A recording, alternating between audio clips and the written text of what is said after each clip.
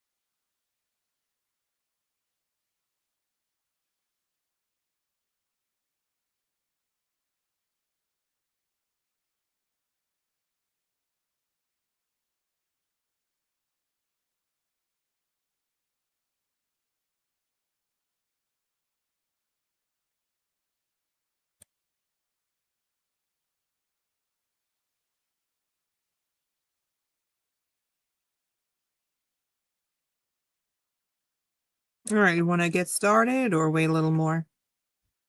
We can get started. Okay. So, hi, I'm Helen Partlow. I'm an attorney at Waypoint Immigration, and I specialize in NIW applications. So, we're going to talk about that today. If anyone has any questions along the way, you can just put it into the comments and we will get to it at the end. So the NIW, just a quick recap, is the national interest waiver. It's the EB-2 second preference application. This is self-sponsored. You do not need a company to sponsor you. You can bring the application on your own.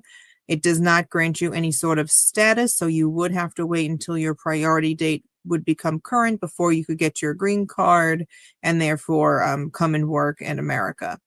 You can already be in America, obviously, on a different status, but you would have to maintain that status up until the point where you get your green card. And no matter where you are in the world, no matter what country you were born in, there is a backlog for everybody. So it's not just from those from China and India, although theirs is infinitely longer, especially India, than people in other countries. So there is definitely like a long-term planning involved if you are here, or if you want to be here sooner. So you'd have to look at other options. We would say about 3 to 5 years on average for people not from the specific countries in the visa bulletin, from the rest of world area. But anyway, so the NIW is all about showing how you will impact America. So we don't want to know necessarily how are you going to impact a company here or your employer if you are already here, because that's obvious and that's kind of internal and that's just helping their own bottom line. We want to know how are you going to help America as a whole, or at least regionally, some sort of section of the country. So this is all about sharing how your impact goes beyond your company. How are you being impactful? Are you doing work in like different activities outside of your work? Or is your work showing some sort of real impact beyond the company? How you're helping raise like industry standards or being innovative? If you're doing research and you're helping further the field, doesn't have to just be research and doesn't have to just be industry. You know, there's different pathways. Some people even are entrepreneurs and they start a company, and it makes sense for the EB-2 NIW in that way as well. But a lot of this application is supported by reference letters. So there's the 3 different prongs of DANASAR. The first is substantial merit and actual importance. The second is that you are well positioned to do your proposed endeavor, which is your future plan. And the third one is a balancing test, saying how you're not going to harm the American workforce if you go through this application. So these letters kind of help strategically support each of these prongs in different ways. The first prong, substantial merit and actual importance, is definitely much more supported by objective third-party evidence, research done, showing different national reports, federal guidance, and like, you know, legislative actions or executive actions, things like that. But it can still have some relevance for a reference letter to show how your work does extend beyond your company. Then the second prong, how you are well positioned to do your proposed endeavor, this is where we definitely get into more of the nitty-gritty support from the reference letters, and they're showing how you have the capability, you have the skills, you have the education, the experience to continue to be impactful in the future. And then there is some support, but definitely not as much in the third prong, showing how you won't hurt the labor market and how what you're doing is urgent and really needed in America and that sort of a thing. But again, that third prong is supported similarly to the first prong by outside research and things like that.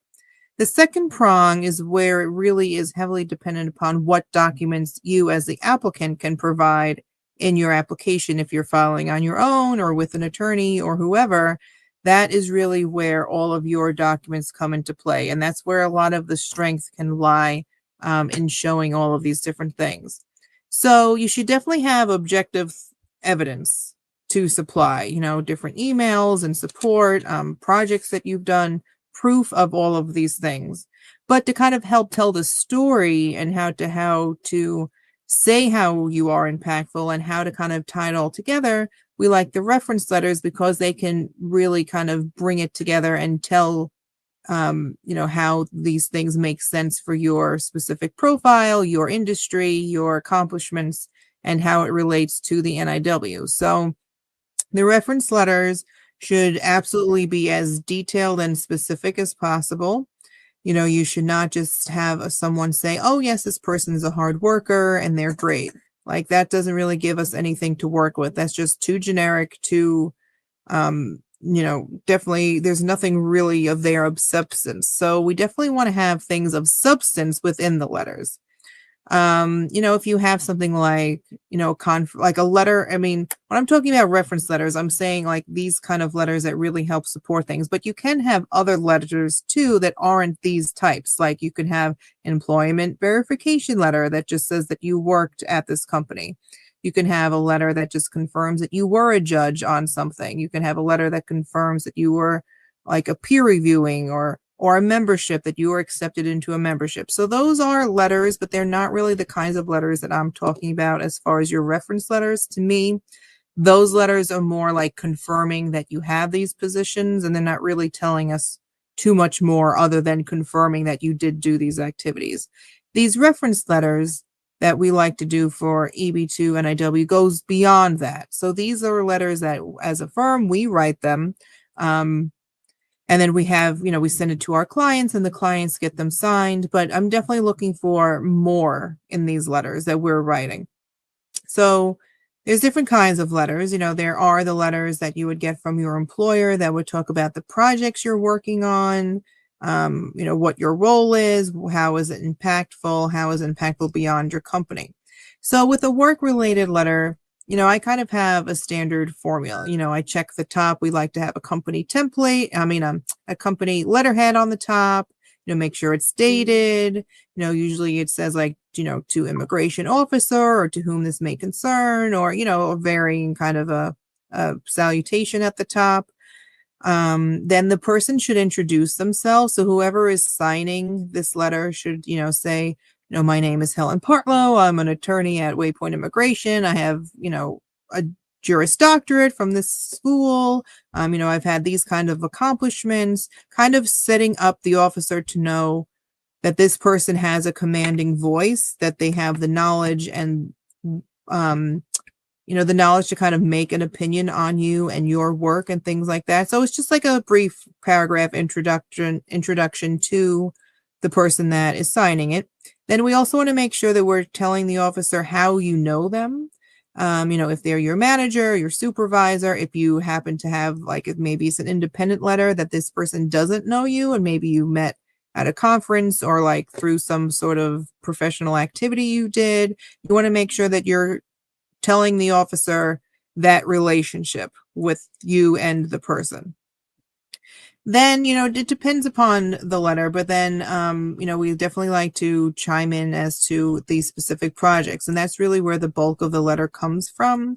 Typically, I like to talk about 1 or 2 projects that you've done in incredible detail, maybe a third project, but definitely would want to determine which project should be the focal point of the letter and which ones would be more like a supportive angle So you're not like focusing too much, because you don't want the letters to get too long. They're not the application. They're in support of your application. These are going to be exhibits. They're evidence. They're not the actual petition letter. So, want to make sure that we're not writing it in that way, because we are writing a petition letter too. So they're all complementary. They're all different puzzle pieces of your overall application. So each individual puzzle piece should come together and show the USCIS officer that, oh yes, this person does qualify, and it will be impactful, and it should make sense to approve this person. So that's where you're really thinking of, everything you are presenting is a puzzle piece of that overall puzzle. And when you look at it all in detail, it should all obviously fit together. But when you look at it as a whole from a broader perspective, you should see that one image. And that one image should be that you are approvable, you are impactful. That's like the bottom line that we're looking for. But it's all about those details, because if you don't have the right puzzle pieces, then they're not going to be able to see that overall clear picture of how you are approvable. So like I said, these letters are just part of the overall picture, but they are very important, and they do need to have like specific details in there. So again, you want to be talking about at least one or two main projects, maybe a third. It depends on the person. So it's kind of hard to give overall advice in this kind of a way, because I'm talking to, I don't know who right now is watching. So, your application might vary, slightly, but this is obviously as a whole in general. So yeah, those are the work letters. You want to make sure that they're signed and dated. You want to have the person's contact information, email, phone number, address. Also would like to include the person's CV or resume if they have, or if they don't have that, or won't provide it. You can use like any sort of public facing document, like their LinkedIn profile, or maybe they have a profile on the company page. Like I know on our firm, all of our attorneys have, a bio on there. So you could use that, because it, describes their qualifications and what makes them, qualified. Or if they have like a Google Scholar profile page, we might include that, or ResearchGate, something that shows that this person is, who you're claiming them to be, so that they have a little more, it's a little more solid to the officer that this person does make sense to talk about this person's, experience and whatnot. We also like to do an independent letter. I feel like that's very important. And that kind of letter really supports more of the prong 1 and prong 3, which again is not really supported by a letter. It kind of helps tie it together. Those prongs are really supported by research and things like that, that show that the government is interested in what you're doing, how, it has the same goals, that it has, part of like you fit into the greater picture here of what the federal government is aiming to accomplish. But these independent letters help tie you specifically to that national impact.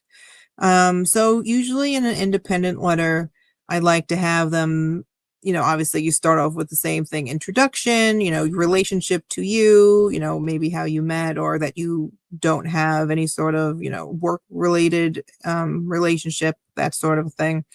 Then I like to talk about what problems are there happening in your industry. What does that look like? What challenges are there? How are you, as a specific person in that industry, helping overcome these challenges? How are you pushing things forward? How are you going to help solve these problems, or help, in one way, make it easier to solve these problems? And then I like them to kind of just do like a basic overview, kind of what you would just see on someone's resume.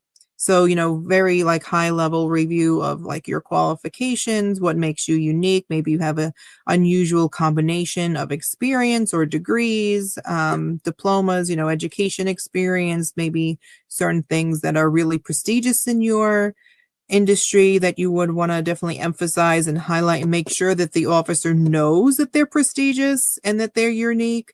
Because don't let the officer, don't assume the officer is going to make any of those connections. The officer is not in your industry. They don't know what's normal and what's not normal in your industry. So you have to tell them what's normal and what's not normal, and how you go beyond that, and how you are unique, and how you kind of stand out from others. Because it's not, it's not just visible on your resume to someone that's not in your field. Like, they're not going to know, oh, this award, oh wow, that's really like impressive. Or they're going to say like, oh, okay, maybe that was just a pat on their back from the boss or something like that. They're not going to know if it's super amazing or if it's just normal and expected. So definitely want to make sure that you tell them that, throughout your application, and your independent letter is really a good place for that, to show them how you are unique, because that helps that third prong. That helps you overcome that balance test where you're showing that you are unique, you are valuable, how can benefit the United States, you can be impactful, you can do all of these things that are basically like the heart and soul of the NIW, and that your work really, your individual work, not just your field. It's not just great to say that, oh, I'm part of an innovative field. You as an individual have to be innovative and impactful. They're not evaluating AI. They're not evaluating healthcare. They're not evaluating software engineering or whatever it is that you're doing. They're evaluating you within that field. So it's really important to make sure that they're clear on knowing your individual worth, not just your field or not just your company. That's another thing that people also kind of confuse. This is not tied to a job. This is not tied to your employer. It's tied to you. So, the fact that you work at Amazon or you work at Meta or you work at Google, like, all these super powerful companies, that in and of itself doesn't tell me that you are going to be impactful. Just because you're riding the coattails of your company, that doesn't prove anything to USCIS, because it's not tied to Amazon. Amazon's not applying for an NIW. You are applying for an NIW. So it's really important to make sure that they realize that you as an individual have this impact, and it's not just your field. It's not just your industry. It's not just your company. It has to be you as an individual. And these letters really do kind of help create additional puzzle pieces for them to see that overall picture, that you are impactful, that you can do these things, that you as a person can make a difference in the way that the NIW is looking for that. So I guess bottom line is, we talked about work references, independent references. I will talk about academic references briefly. This is not always a letter that I like to include, but we do if it makes sense. So if you are a recent grad, obviously if you're still in school, it can make sense to get an academic letter. So when I'm looking for who to sign an academic letter, I'm looking for a professor that you did a project with, that you did a publication with, that you did something. Because again, these letters can't be just specific, like broad. They have to be specific. So we're looking for a professor that can talk about something specific you've done. Not just something like, oh yes, they were a hardworking student, they had a great GPA, signed, Dr. Whoever.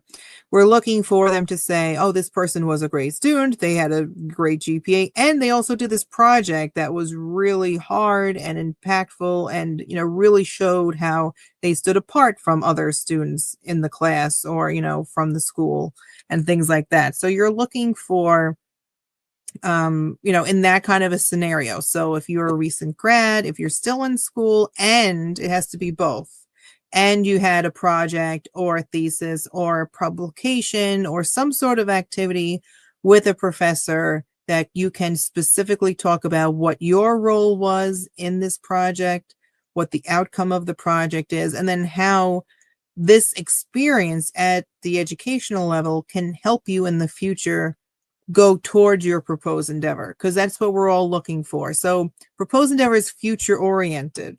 These letters are talking about things that you have done, but they're also showing what you have done, in that you will likely do these things in the future, or that you're capable, you have the experience, you have the education, you have this, the skill set that's needed to do whatever it is that you're saying you're going to do that's going to impact America on the national level.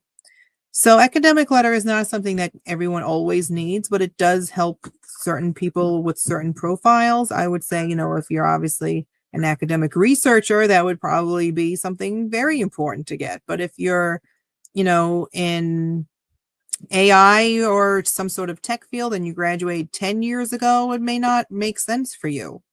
and may not make sense at all. And there are other kind of letters too. So if you are doing activities in the field outside of your job, and you have been a peer reviewer, or you did get an award, or you are a published person, getting a letter from someone that can talk about those activities is also a great letter to also get, just to kind of help emphasize that, because that's something that you'd want to highlight in your profile, that you are doing all of these other things that are showing that you have already been impactful.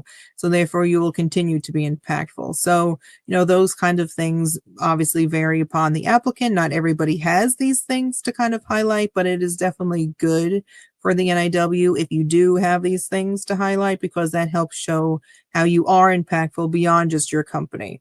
If you are presenting at conferences, maybe get a letter from the organizer and talk about how your presentation really stood out and was helpful, and how the audience received it, and like how it could kind of help move things forward. Anything that can show that you are helping to move the industry forward, imparting your wisdom to other professionals in the field, anything that makes you unique and stand out is something you absolutely want to highlight. So if there can be an additional letter, I mean, that letter may look different compared to the other letters. They might be shorter because you're not really talking maybe about as many things, or you're emphasizing things that it can just be kind of communicated, a little differently. But, if you can get, not just a certificate that you were there, but if you get like a letter from the organizer, if you presented someplace, that is really, emphasizing even more of what your impact is. It's not just like, oh yes, I was there and presented. You're now telling the story of the impact of your presentation, of how it was received and how it was unique, and how it maybe had a different angle than other professionals have in the field. And, maybe someone think a little bit more critically or something. It's showing more results. So anything that can kind of help tie everything into that overall story that we're looking to tell in your application. And again, think of it as a puzzle, and you have all these little pieces, and all together, all of your pieces should have that one overall image of how you can be impactful and how you can be approved. So I guess we'll move over to questions now. I definitely have talked enough about reference letters. So if anyone has any questions about reference letters or just NIW in general, that would be great. I would ask, for EB-2 NIW, must I have a publication? No, you don't have to have a publication. I mean, if you're a researcher and you don't have a publication, that might be a little bit different. But if you're not a researcher, then, if you're just like an industry, you can show your impact in a real world scenario. You don't have to show impact through a publication if it doesn't make sense for your field. But you would still have to show impact. So that's what we're looking for. You have to show impact beyond your employer. So that can be done in many different ways.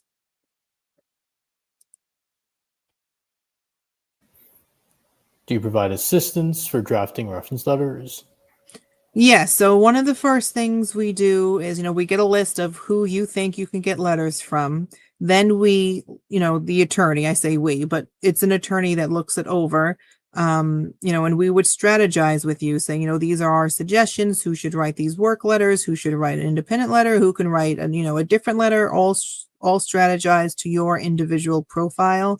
And then once we talk with the client as to who this final list is from, we also figure out what their content can be. Then we write the letters for the client, and then the client gets to review it, tweak it if needed, send it out to the person. They can tweak it if needed, but sometimes it gets into trouble because sometimes people want to delete a lot of things, and that's really, we want to make sure that we say things in a certain way, but that's not often the case. Usually this person will just sign it as is, and then it's all ready and strategized as part of another puzzle piece of your application. What are the options if the company is not willing to provide on letterhead? Yeah, so then a lot of the time people are okay with signing it as in a personal capacity. So that's without company letterhead, but they should still have, again, email, address, and phone number on there.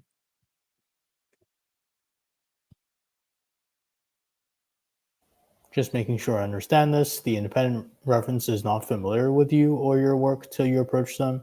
Would the independent reference then say that they reviewed the candidate's resume and proposed endeavor and think that the candidate is well positioned to accomplish that? Yeah, I mean that's pretty much the gist of it. You know, we would say like I've had a chance to review the person's resume and I can, resume or, if you have like publications, anything that you've done that's public facing as well, can be reviewed. So yeah, you would say like, I have no professional relationship with this person, but I've had a chance to review their resume and I'm familiar with the industry because the independent letter really should come from someone as high of a job title as you can find, someone with as most prestige as you can find, because that person really should have a more commanding understanding of the overall industry itself and how someone like you can fit into that industry. So typically someone, again, with a higher job title, some sort of, great accomplishments, has a more commanding voice in that regard.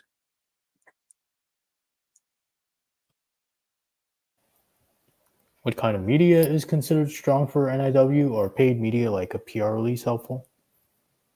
Well, I gotta maybe unpack that a little bit. So, like media, as far as, say that, you're working for a company and they have some sort of press release on a project or product or something that you've been working on, and that press release doesn't name you, it doesn't have to name you, but it helps tell the story of what the work project was and how it was maybe impactful or like what the goals are. It helps support some of that work. But then you should definitely have third-party evidence as well as potentially a reference letter tying you to that project that is mentioned in the press release. And as far as the paid aspect about, I guess you're talking about if you pay someone to write about you, maybe, but that's definitely, I mean, as that doesn't really have too much weight to it because you're paying someone to do it. It's not like someone is doing it based upon your expertise or your reputation or something. If I'm paying someone to, give me an award, that doesn't really give value to the award, sort of a thing.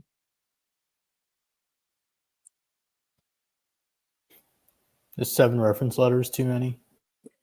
We typically do like 3 to 4 reference letters for our NIWs. That's what's included in our price. We do occasionally have a client that will pay for extra letters beyond that, but we'll only do it if it makes sense because you don't want each letter to say the same thing. If all 6 and 7 letters are talking about the same projects, they're covering the same aspects of your profile, that's really not what we're looking for. We're looking for the letters to talk about different things, different projects, different companies you've worked for. You want them all to bring their own merit. So it's not about the quantity as much as it is the quality of the letters and that they're, that they all make sense and they're not just overlapping in content.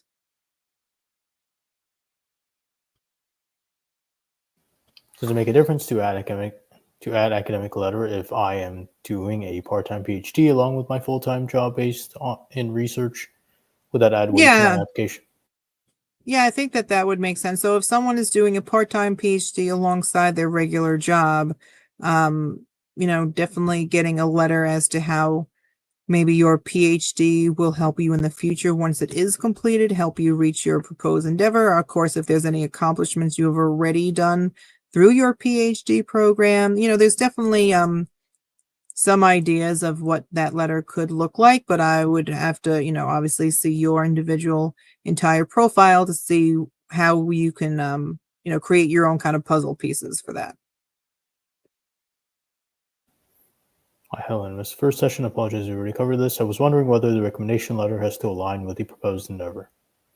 So everything aligns to your proposed endeavor. The proposed endeavor is the foundation of your application. So that is how you will make a difference in America. So how will you be impactful? What is your future plan? What does that look like? What kind of methods are you going to use, or technologies, techniques? What are your short-term goals, long-term goals? So everything that you submit for this application supports that proposed endeavor. So if you get a reference letter and say, if you're like I don't know, an AI tech person and you get a letter because you were like the president of the, yearbook or something like that, that's not really related at all to what you're doing. So that letter doesn't really have any value. Every letter, every piece of evidence, every argument, all needs to support your proposed endeavor. So if there are things in your background that you have accomplished that are not at all even like slightly related to your proposed endeavor, then most likely should just not be part of your application.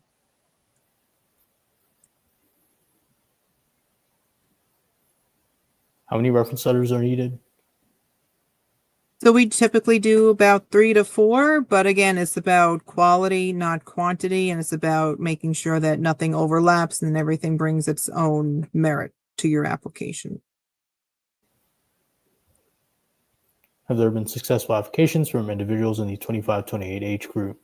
I have a few publications with a total of 10 citations and can secure a few strong reference letters. I'm just trying to understand what my chances are. Thanks for answering. Yeah, so I mean, that's not really asking it in a way that makes sense for the NIW age, and whether you're new in your field or senior in your field or anything in between.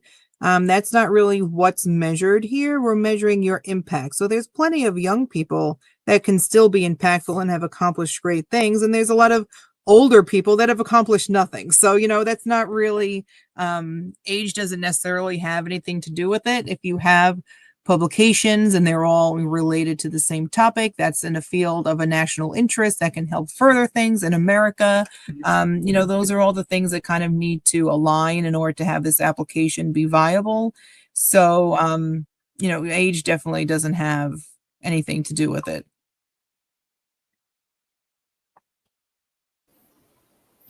If I don't work directly with someone or cited my work by him or her, but we are both in the same field or working on similar topics, it's still possible to list them as a reference, provided they are familiar with my work and willing to provide one. Yeah, so the independent recommender should absolutely be in your field as closely as possible to your specific niche. That way they're able to comment on the industry, they're able to comment to your uniqueness and your contributions and how you can help further America's goals and whatever it is that, your specific proposed endeavor is.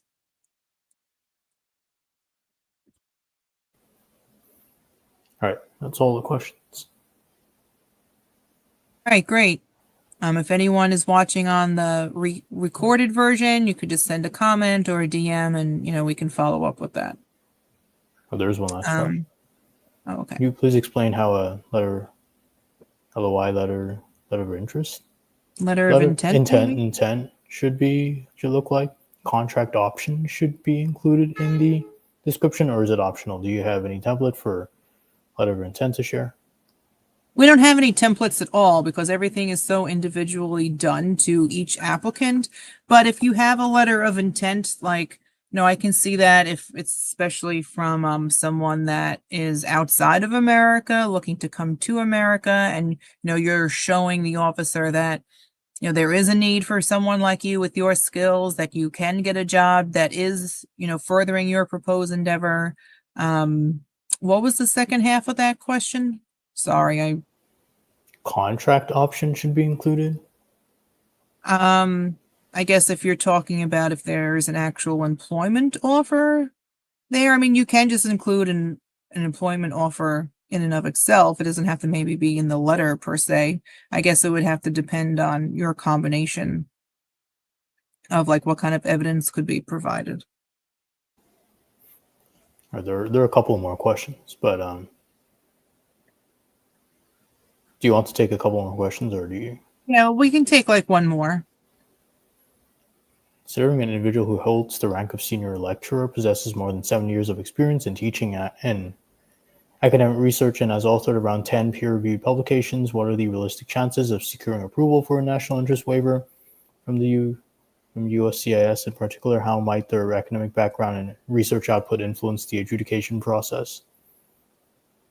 Okay, so first, in and of itself is not a great proposed endeavor, but since it's coupled with research, would be definitely relying on the research aspect because that's where the impact lies. Because the court case matter of Janisar basically was about showing how teaching in a classroom is not impactful to the national level, but the research aspect is. So I know a lot of professors do both. They teach and they research. So For NIW purposes, well, most of the time when I have someone that like that, we emphasize the research aspect and the continued future research aspect.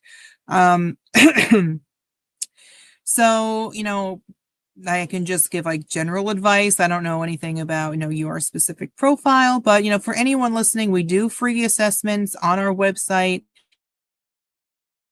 Submit your individual application. It's just like a resume and a couple questions, and we'll review it and get back to you as to how we think your chances of approval would be for NIW if you're ready, or maybe you need some additional profile building, or maybe we need a conversation about what it is that you're doing and that sort of thing. So we'll give you some feedback for free on our website for both EB-1A and EB-2 NIW. So definitely, to give any sort of tailored information, would need to see that personal, stuff.